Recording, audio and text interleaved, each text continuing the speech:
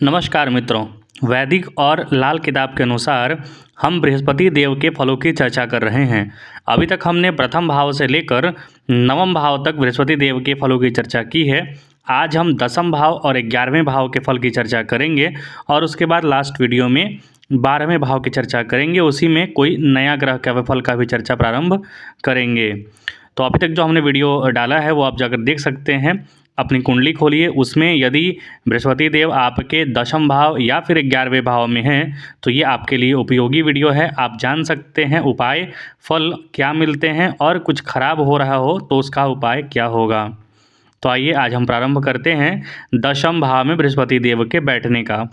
दसम भाव चूँकि जानते हैं आप कि काल पुरुष की कुंडली में शनि के अधिकार में आता है, क्योंकि कर्म क्षेत्र और कर्म से मिलने वाला लाभ क्षेत्र वो दोनों शनि के ही एकाधिकार में रहता है।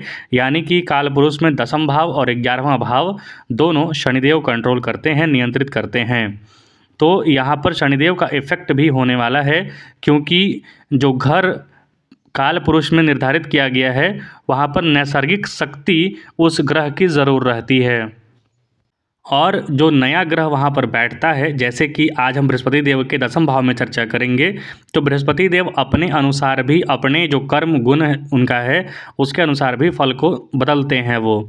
तो आइए हम चर्चा करते हैं पहले वैदिक अनुसार। दसम भाव में बृहस्पति देव का बैठना बहुत ज़्यादा अच्छा नहीं माना जाता है, क्योंकि दसम भाव में बृहस्पति देव नीच के हो जाते हैं।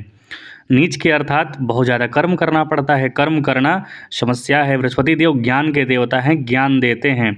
कर्म ज़्यादा नहीं करना है, या फिर कर्म वाले स्थान पर यदि आप ज़्यादा ज्ञान देने लगेंगे, जहाँ पर शारीरिक कार्य है वहाँ पर आप सिर्फ वाणी से इस्तेमाल करने लगेंगे तो बिगड़ जाता है बात।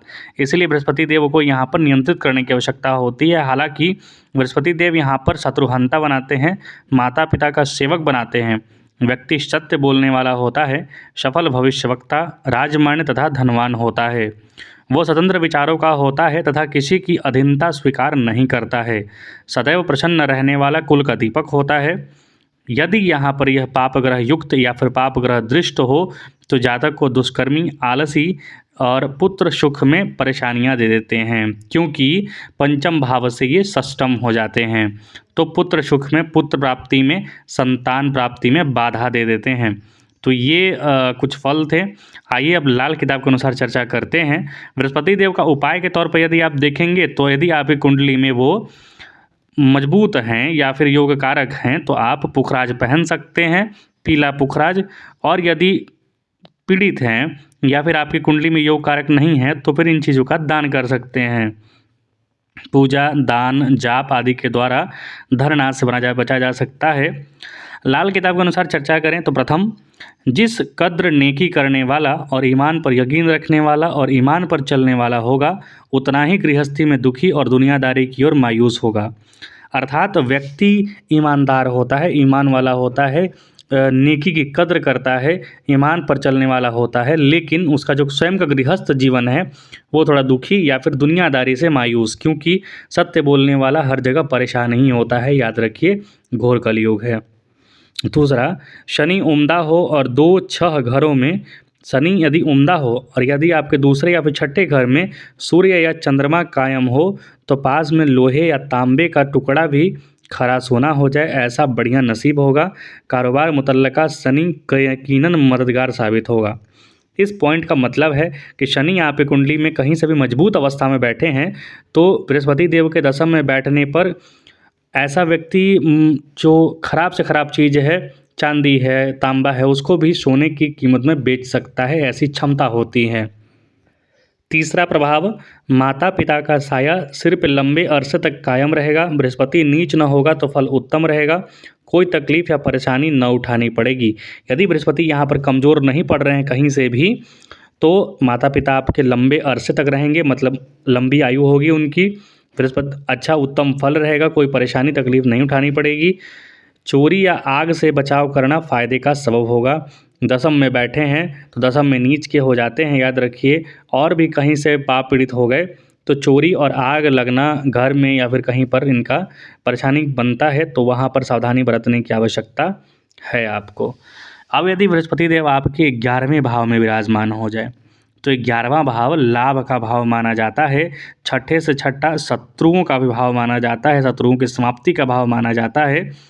तो ऐसा व्यक्ति आकर्षक व्यक्तित्व वाला, व्यवसायी, अल्प संततिवान, मतलब 11वां बृहस्पति है तो संतति अल्प होता है, 1 होता है, 2 होता है। मैंने देखा है कि जिनसे 11वें में बृहस्पति हैं उनका सिर्फ 1 ही पुत्र होता है। हालांकि और ग्रह बैठें तो इसके फल थोड़े बदलते हैं।